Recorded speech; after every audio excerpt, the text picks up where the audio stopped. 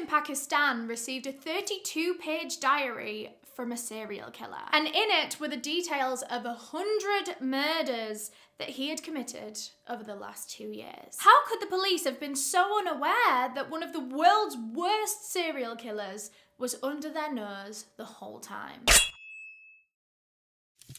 So today's video is going to be another solved true crime case. Today we're going to be discussing the killer of 100 boys. But before we get into the case, I do just want to thank our sponsors for making this video possible, HelloFresh. HelloFresh is a meal kit delivery service. They deliver fresh, pre-portioned ingredients along with a bunch of recipes to your house so that you can make fresh, home-cooked meals every week. Honestly, HelloFresh is a busy person's dream. I don't have time to research new recipes, note them down, figure out what ingredients I need, go shopping for those ingredients, and then there's leftovers. Like, it's a whole ordeal. But with HelloFresh, you literally decide the meals that you want to make, they send you pre-portioned ingredients, so there's no messing about, there's no preparation, there's no leftovers. It's so easy and stress-free. And I also love that the ingredients are pre-portioned because that means there's so much less waste. I used to find myself buying like a pack of 6 tomatoes when I only need 1 for a recipe and then I don't eat the other 5. But with HelloFresh, you need 1 tomato, you're getting 1 tomato, girl.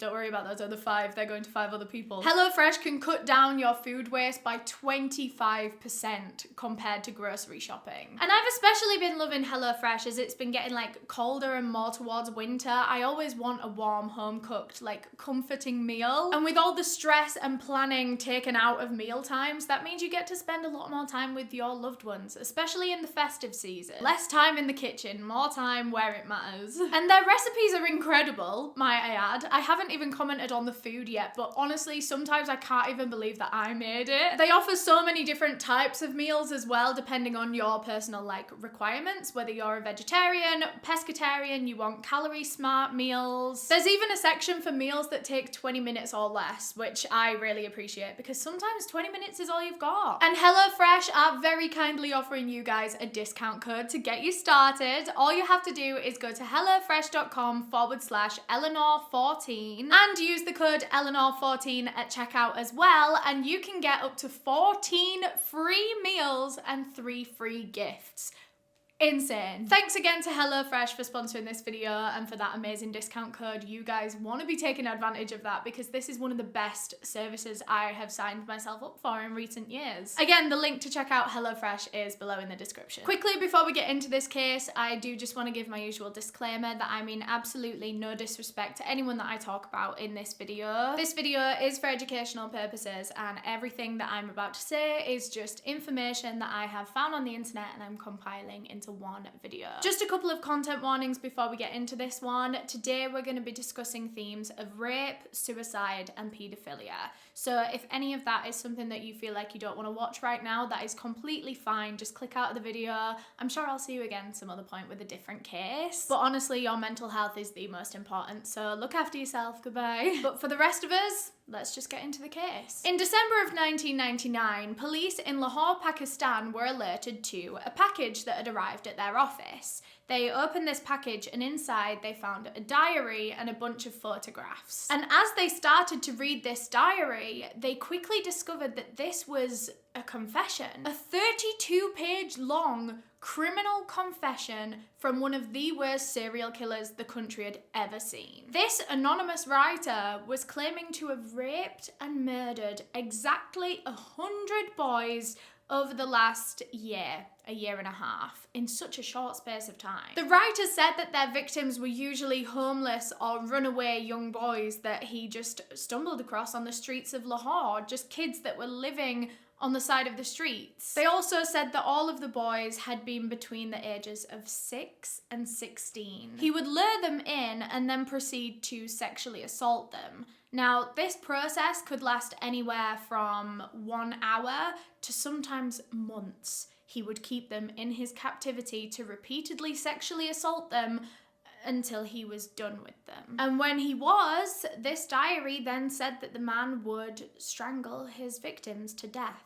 he would then dispose of their bodies in horrific ways. As well as this diary in the package that police received, there was a note that said, if you want to know more about what I'm talking about in this diary, go down to this address and you'll find proof. So police ran this address on the system to see who the property belonged to, and that was when they found that it belonged to a very wealthy businessman named Mr. Javed Iqbal. Javed Iqbal Mughal was born in 1956 in Lahore, Pakistan. He was the 6th child to a very, very wealthy family. His father worked incredibly hard to provide the family with the money that they had. Like, yes, they were very wealthy, but his father was making himself ill over it. Like, sometimes he would work 24-hour shifts on as little as 2 hours sleep. And he did this because he wanted to give all of his children the absolute best life that he possibly could. That meant sending them to private school, making sure that they had like a trust fund, making sure that their university fees are paid for well in advance. He was working to provide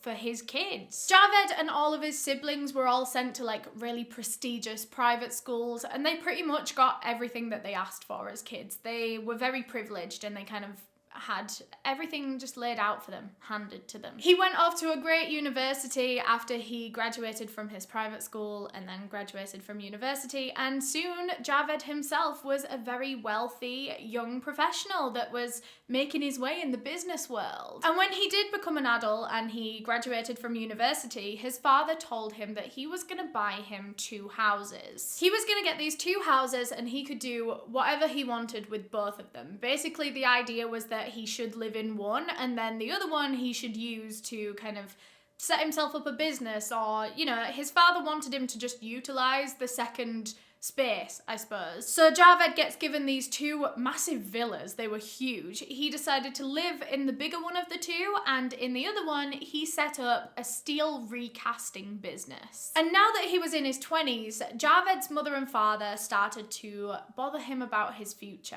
and like getting a wife. When's he gonna settle down and have kids and give them grandchildren? But Javed just didn't seem interested in this right now. I mean, he'd just started his business. He just wasn't interested in dating at all. And eventually it got to the point where Javed's parents even started threatening arranged marriage. And Javed completely broke down at even the thought of this. He begged them for one last chance to just find his own bride. If they gave him one more chance, he would put more effort in. He would go and find a girl. He even threatened them that if they didn't let him find his own bride, then he would take his own life. And so his parents said, fine, okay, you have one more chance. Go out and find yourself a wife. But a couple of months before this, so before all this arranged marriage thing even went on, Javed had met a homeless boy on the streets of Lahore, like a child. I don't know how old the child was. I'm assuming maybe about 6 or 7. So Javed met this homeless boy on the streets of Lahore, and he felt so bad for this boy that he brought him back home to this new villa that he had, and he clothed this boy, he let him live with him, and he just essentially adopted the boy. So this boy had been living with him for a few months at this point, and then his parents all of a sudden are starting to threaten arranged marriage. He needs to find a wife. And that was when he remembered that this homeless boy that he took in a couple of months ago had an older sister that was also living on the streets. And so he spoke with his new little homeless friend, and he was saying, you know, where's your sister? Can I go and meet her? I want you to introduce me to her. So the boy takes Javed to his sister, introduces the 2 of them, and quickly Javed decides that this is the woman he's gonna marry. He's gonna marry this random girl that he met 10 minutes ago. And this girl, even though she didn't know Javed, she was willing to go into this marriage because he was a very wealthy man and she was homeless.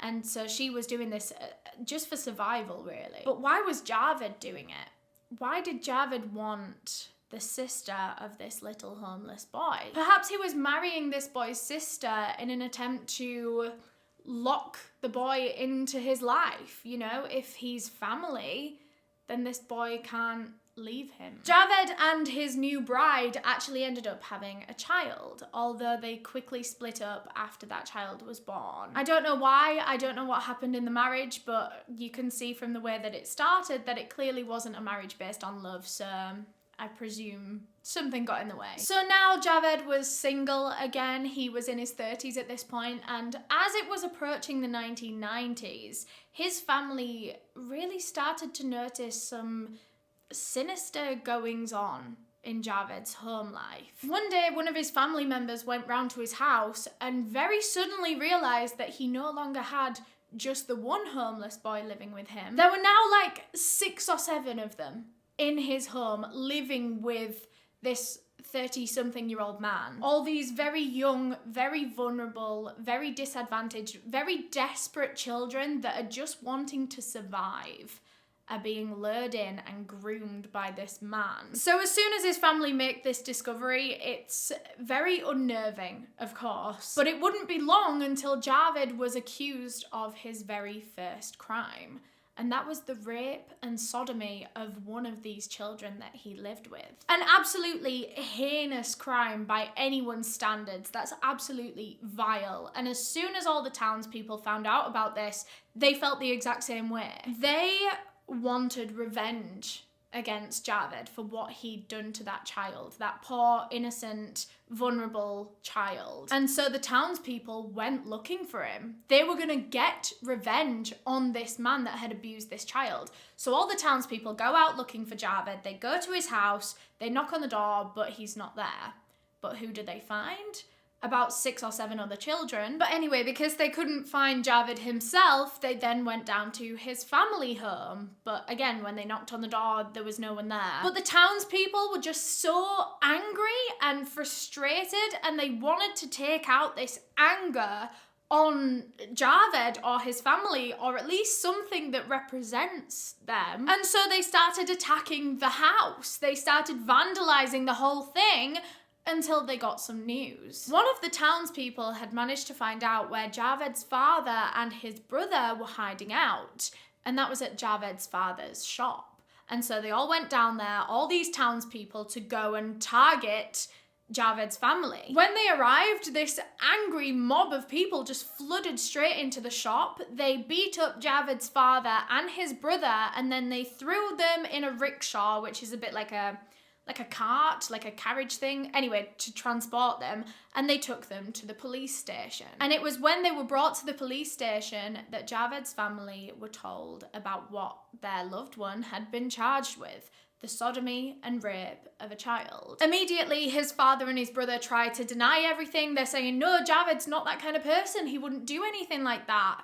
But the police said that they had proof, they had evidence. But right now, the police didn't actually know where Javed Iqbal was. They knew he was a very dangerous man, clearly, but where was he? And at this point in the case, to be fair, police didn't know who was involved, who knew anything, and so just to be on the safe side, they took Javed's father and his brother and just threw him in police custody for a while until they found Javed, until they could make sense of this case a bit more. His family insisted that they were innocent and that they had no idea that he even had that side to him. They had no idea that he was doing that to children. Apparently, Javed's father was really quite heartbroken when he found out what his son had done. He was really disappointed that his son had turned out that way. He was ashamed that that was his son, because that was the thing really. Javed's father seemed to be more upset about the damage to their reputation than he was about his son's victim. He felt sorry for himself and his family, not for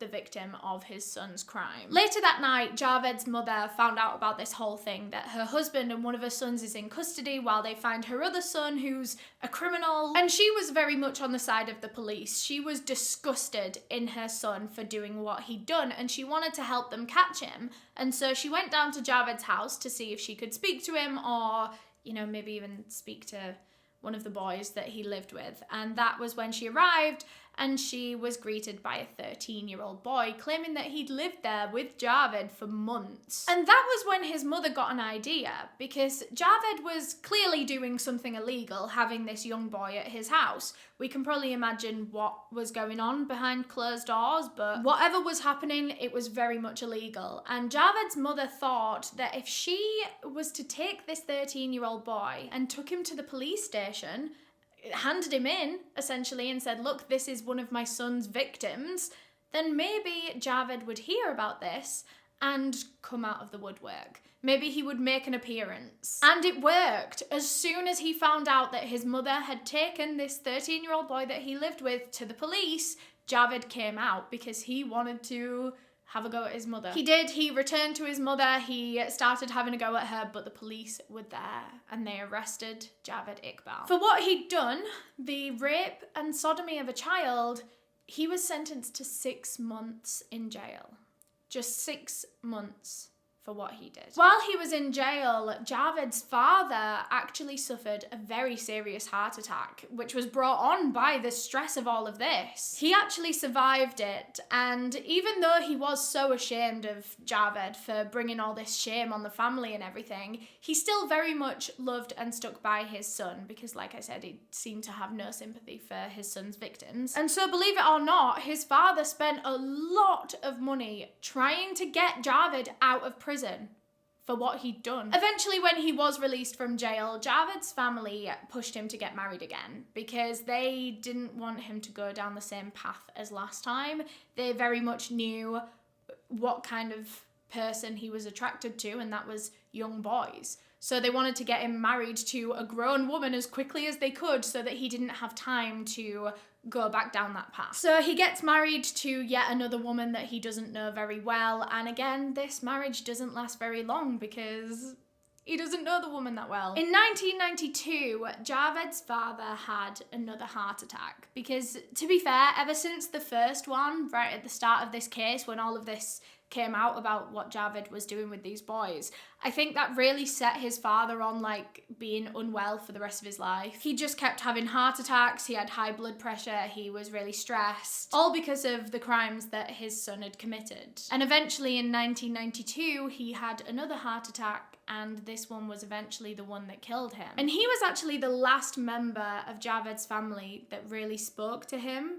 Now that his father was gone, his contact from the family was completely cut off because, like I said, his mother was disgusted in him. No one else in the family wanted anything to do with Javed. It was just his father. And now that his father was gone, none of them had a reason to need to see Javed. He got $3 million in inheritance money when his father passed away, but other than that, he never spoke to any of his family ever again. And with all of this inheritance, Javed went out and bought himself a massive house in Lahore. He set himself up a business, although it seemed his motives for setting up this business were probably not for money. Because this business was a video game arcade specifically targeted at young boys. It was the first shop of its kind in that town, and young boys were flocking from all over to come to this shop, and Javed was so creepy about it. Like, he would just stand there and watch the boys as they were like playing on the claw machines and stuff. He had his favorites that would come in. He had his favorite kids and he would give them like free gifts and discount tokens and stuff like that. Sometimes he would even invite them back to his house because his house was right next to the video game shop. So a few years went by, and eventually Javed managed to get back in contact with his family here and there. They were working on rebuilding a relationship, and then it all fell through again when they found out that he had boys living with him again. This time he didn't even try to defend himself. He turned around to his family and said, "These boys cook for me, look after me, and help me in my video game business." He's justifying bringing these children back to live at his house because they cook for him and look after him. Sounds like grooming. So at the video game arcade, Javed had this one particular tactic that he would use to try and lure these boys in. He would get a 100 rupee note out of his pocket and then just like slyly throw it on the floor without anyone noticing and pretend he dropped it. He would then watch and see which one of the young boys would go and pick up the 100 rupees. And then after about 10 minutes, Javed would be like, "Has anyone seen 100 rupees in this shop? I've just dropped my 100 rupee note and I need someone to help me find it." Of course, all the boys in the shop are denying seeing this 100 rupee note, even the boy that actually picked it up, because obviously, you don't want to give the money back. But of course, Javed Iqbal knew exactly which boy had picked it up because he'd watched.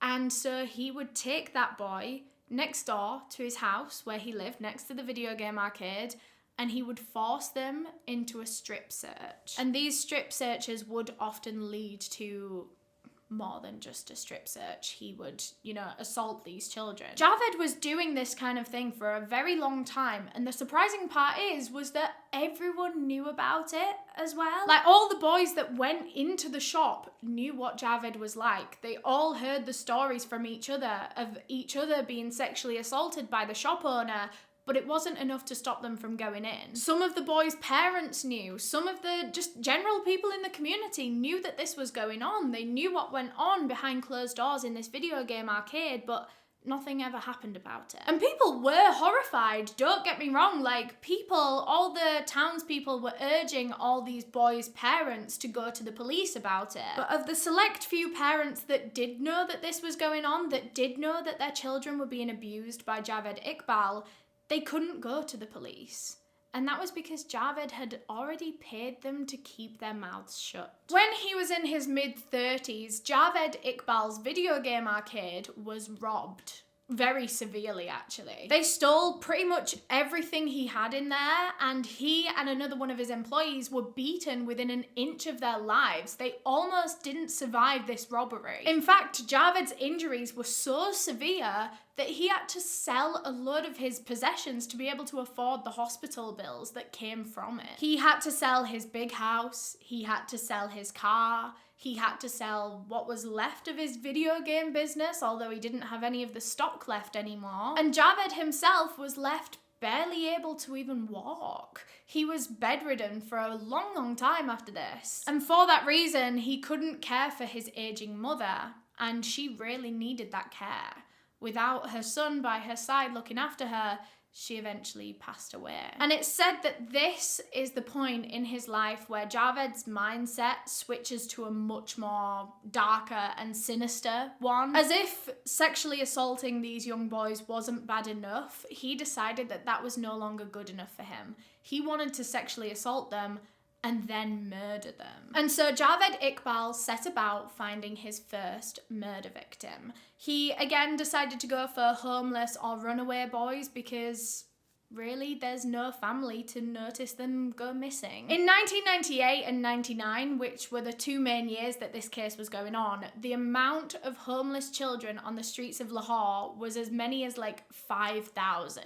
And most of these kids were just doing whatever they could to survive, and a lot of the time that meant adults taking advantage of them, often in a sexual way. This was not an uncommon thing. Javed wasn't the only person doing this. But Javed would lure the boys in on the promise of food and shelter and company and warmth, fresh clothing, all the things that he knew these children so desperately needed for survival. He would play on their need to survive. He would take these boys home, he would do everything for them, make them feel like a king, and then he would switch. The first thing he would do with these boys was get his camera out. He would take a bunch of pictures of them, some of them sexual in nature, some of them genuinely just pictures of these boys.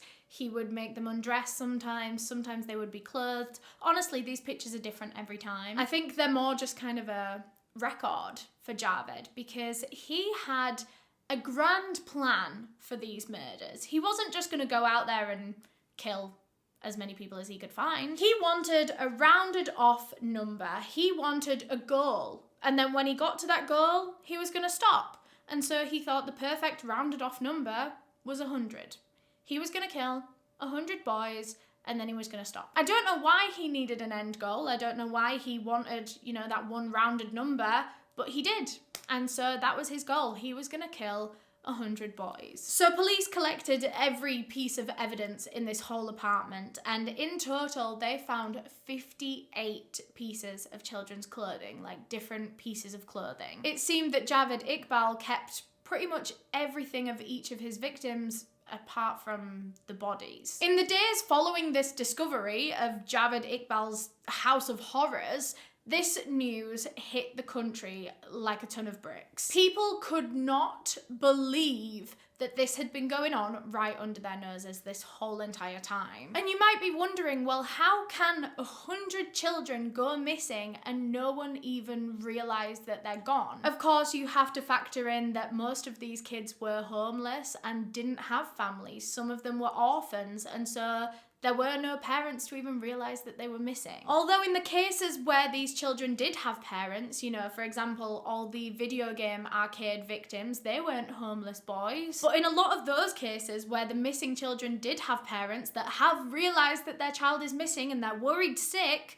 but a lot of them didn't report it to the police. And that's because a lot of people in Pakistan at the time were terrified of the police. I mean, they were so corrupt. And it wasn't unusual for people to just die or go missing in their custody. You know, police would say that people had committed suicide or that they died accidentally or unexpectedly or died in their sleep while they were in custody, but did that ever really happen? Most people believe that 99% of the deaths in police custody during this time were from police beating these people to death. So these families didn't want to go to the police. They didn't trust the police. They didn't want to be seen as a nuisance to the police because God knows what they could do. It's crazy that they could have gone to the police about this and somehow ended up worse off than before.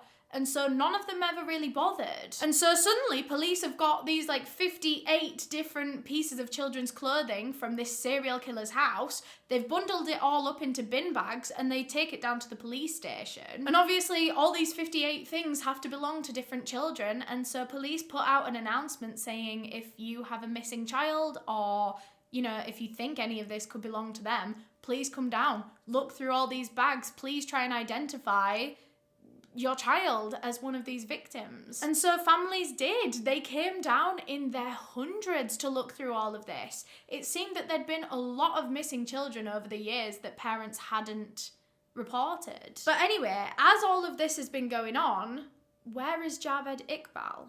Police could not find this man at all. They had this package delivered that they're starting to think is from Javed Iqbal himself. I mean, the letter seems to be written by him. They've been to his house, he's not there, and they found all of this evidence, but where is he? Police decided to launch a full-scale manhunt because they were actually worried that Javed Iqbal was going to take his own life before police could even get to him. He had written in the confessional letter that he was thinking about going to the Ravi River and drowning himself. So police concentrated their searches mainly around this river. They had diving teams, they had people blocking off all the roads on their way there so that they could like intercept him if he came to the river. The manhunt for Javed Iqbal was one of the biggest in Pakistan's entire history. And finally, it all came to an end on December 30th, 1999. That morning, employees of the Daily Jang newspaper in Pakistan were just having a normal morning in the office when a man burst through the front doors. This man looked really disheveled and dirty. In fact, the employees thought it was a homeless man that had just walked in. And in his hands, he was holding two satchels. One of them was full of eggs and one of them was full of apples. This man looked up at the journalists and just said, "I am Javed Iqbal, killer of 100 boys. Please tell someone in the reporting section that I have come to surrender. I hate this world. I'm not ashamed of my actions and I am ready to die. I have no regrets." Javed Iqbal turned himself in, not to the police, but to the media. In fact, the reason he said that he did this, that he went to this newspaper rather than straight to the police station, was again because he thought that the police would kill him. So instead, he went straight to the newspaper. The staff there immediately called the police, and within like 10 minutes, the building was surrounded by 100 armed soldiers. Javed Iqbal was arrested then and there and taken into police custody. And later that same evening, 4 14-year-old boys were also arrested back at Javed's home, and they were his accomplices. They were the 4 boys that were helping him through this. I say helping him, but I also do just want to make it very clear that these boys didn't really have a choice. Like, it's not like they were willing accomplices. They were forced to help him chop up children's bodies and dissolve them in acid. Like, these boys were traumatized. One of these 14-year-old boys actually ended up dying in police custody. The police actually said that he committed suicide by jumping out of one of the top windows in the prison, although no one believes this. People think that the police beat that boy to death. So anyway, now police begin an interrogation with Javed Iqbal. He really is something all the way through this. This man really is a piece of work. He's saying that he regrets nothing. He he would do it all over again if he could. In fact, he said that he could have killed as many as 500 boys, but he decided to stop at 100 because that was the number he gave himself right at the beginning. But why did he do it all? Why did he want to kill 100 boys? Well, it seems that the primary motive was probably his sick attraction to young boys. A lot of these murders do seem to be sexually motivated. But it also seems from his letters and from his diary that Javed Iqbal had a secondary motive for committing these murders. And that was that he hated the police and he wanted to make their lives as hard as he possibly could by giving them loads of work to do. In his diary, Javed wrote about a particularly bad experience that he'd had with Pakistan police, saying, "I was so badly beaten that my head was crushed, my backbone was broken and I was left crippled. I hate this world. My mother cried for me. I want 100 mothers to cry for their children." There's a lot to unpack from that quote, and I don't think I'm going to bother because I think it's pretty self-explanatory, but in a nutshell, he's committing these murders because of all the pain that he's gone through in his life. He wants other people to feel the pain that he and his family have felt, whether that's the police or innocent mothers of children. You know what I mean? He just wants to make other people suffer the way that he has. He's just a miserable man. So anyway, the time rolled round for Javed Iqbal's trial, and he, along with the 3 remaining 14-year-old boys, they were all put on trial all together at the same time. And Javed's strategy for his defense was just to pretend it never happened. He said that the newspaper staff were lying about how he burst in and confessed to it all, and the quotes that he said that they were lying about all of that. In fact, he said that he didn't kill anyone at all, actually, and that he'd staged this whole thing as a social experiment. He said that he was just trying to raise awareness for runaway children of poor families who become victims of evil people. That's an exact quote from him. A social experiment. That's the first time in a true crime video that a serial killer has ever tried to use social experiment as an excuse. I mean, you can imagine how it went down for him as well. It didn't go very well. Javed tried to say in court that all of these boys, all of these 100 boys that he claimed to have killed and that police think are missing, he says they're still out there somewhere and that police should just try harder to find them. He was actually saying that they should stop blaming it all on him and start blaming it all on themselves for being bad police that can't find these missing children. Realistically though, everyone saw straight through Javed Iqbal and he was found guilty of his crimes, and so were his 3 accomplices, actually. The accomplices part of this case is such a grey area because there's really not that much information about them and their involvement online.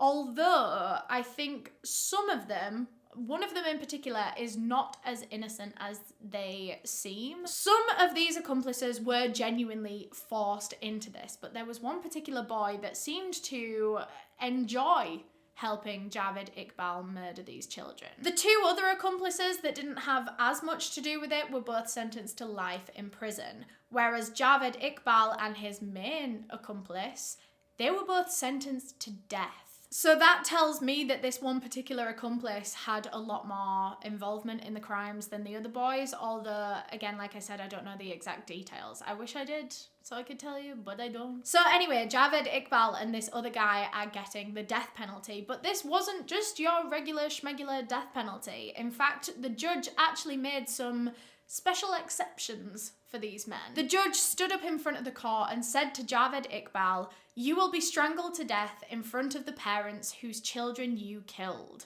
Your body will be cut into 100 pieces and put in acid, the same way you killed those children." The judge then closed this case by saying, "He is a Satan in the shape of a human being. In fact, he is a beast and such cruel that it is a disgrace to humanity to label him as human." Just a side note, obviously that quote is translated. I know it doesn't make sense, but I don't want to reword history. I'm not gonna rewrite the judge quote. Anyway, so this was a very big, very bold move from the judge to be like, yeah, we're not just gonna hang you, we're actually gonna murder you and chop you up and put you in acid.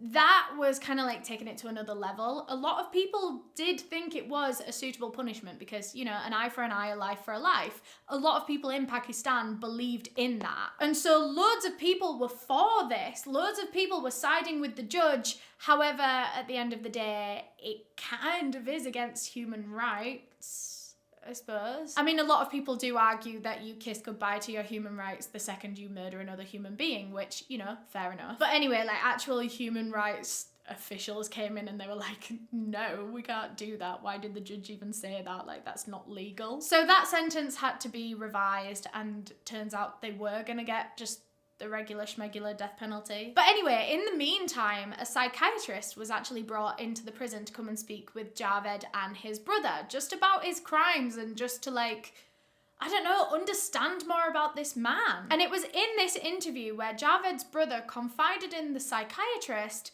that he thinks his brother is innocent. Like, genuinely. And he's not even just trying to defend him. He thinks his brother has been framed by the police. Essentially, his brother thinks that there were so many disappearances of young boys in that area, in Lahore, that the police just couldn't keep on top of. They couldn't find all these missing boys. They were looking like they were bad at their job. And so they needed a scapegoat. They needed something else to blame this on. And that was when they came up with the idea to create a serial killer that killed 100 boys. Blame it all on him, not on the police that can't find the boys. After all, police in Pakistan had the power to literally murder someone in their custody and play it off as a suicide. So they probably did have the power to do this as well, to frame an innocent man for 100 murders. And there were a few reasons that Javed's brother thought he was innocent, so we'll get into those now, starting off with Javed's apartment. So earlier on in his life, yes, Javed was a very wealthy man. He had 2 big villas, he had loads of money, loads of space. But then his store was robbed, he was beaten up, he was crippled, he had all of those hospital bills, he had to sell everything, his house, his car, his business, and then all he had was enough money for a small 1-bedroom apartment, and that was where he lived for the rest of his life. And it was in this small, cheap apartment with paper-thin walls and loads of neighbours that Javed Iqbal supposedly lured in and murdered 100 boys and then disposed of their bodies. How is that even possible that he could have been doing this in an apartment building without any of his neighbours realising a single thing? Surely if there was kids around all the time, the neighbours would notice. Even as much as the young boys that used to just live with him, like the 14-year-olds. How did the neighbours not notice that? There's also the fact that, like I said, the walls were so thin there. This was such like a cheaply made apartment that like you could hear your neighbours having a pee next door. Again, how could they not hear his victims' screams, him chopping up the bodies, him like moving around big vats of acid? How did they not see him bringing the acid in and out of his home like every few days? But yeah, the neighbours supposedly didn't see or hear anything the entire time that they lived near Javed Iqbal. How is that possible? And Javed's brother even told this psychiatrist another reason why he thinks his brother is innocent is because some of these missing boys that were supposedly murdered by him had turned up alive. They were found and they were reunited with their families after police had already blamed Javed Iqbal for their murder and said that they had evidence for it. If you have evidence for it, how is that boy alive at home with his family right now? Tell me that. And so now this psychiatrist was quite excited to go and speak to Javed and get his perspective, hear what he has to say. But when he did, Javed's interview was a lot less sane than his brother's. Javed refused all the way through this interview to talk about the killings, which is literally what the interview is for. All he wanted to talk about was his life before the murders. He told the psychiatrist that when he was in his 20s, he'd been approached by a saint who told him that he was the chosen one. He used this phrase, the chosen one, a lot. He referred to himself as the chosen one. He said that he felt like he was not of this world. He also mentioned that he'd had black magic performed on him. He was just making a lot of big, nonsensical claims, and it was just a very incoherent interview. It certainly seemed that Javed might have some degree of undiagnosed mental illness or something going on. So anyway, the psychiatrist didn't really have much luck from Javed himself, and ultimately that made him doubt the brother as well. Nothing really happened from these interviews, especially the one with the brother. No one really talked about it, and I think they should. I don't know, not that I believe it. I really try not to like look into those, oh, maybe the serial killer's innocent kind of theories, because I think they're just disrespectful to the victims, but I think it's interesting to look into that. But then on October 8th, 2001, breaking news for this case, Javed Iqbal and his main accomplice were both found dead in their prison cells. It seemed they'd both hung themselves with their bed sheets in their own cells. At least that's what the police said. But the autopsy doesn't lie, unlike the police. And it was found that Javed and this accomplice had both been savagely beaten just before they died. The two of them were bleeding from their noses, from their mouths. They had cuts all over their tongue where they'd bitten their tongue, probably from when they were being beaten. Javed particularly had loads of injuries all over his body that had been inflicted using a heavy blunt weapon. If these two men had just peacefully decided to take their own lives in their own cells as some sort of suicide pact, then how could they have been so beaten? No one from Javed Iqbal's family came to collect his body for a funeral or anything like that. They simply said, we have nothing to do with him. He died for us on the day that he confessed to killing 100 children. Thanks again to HelloFresh for sponsoring this video. Remember, you can go to hellofresh.com/Eleanor14 and use the code Eleanor14 at checkout, and that'll get you up to 14 free meals and 3 free gifts. Don't say I don't treat you. A huge thank you to all of my channel members for supporting me and helping decide the cases that I cover, especially my tier 2 members whose names are all on screen right now. If you want to become a channel member, you can click the link to do so in the description, or you can click the join button if you're on a desktop. But yeah, thank you so much for watching this video. If you enjoyed it, you will probably also enjoy this video. I'm gonna pick you one out special. There you go. I chose this for you. Take it. You'll also like the rest of my channel, so why not subscribe? Why not? Please. Okay, bye!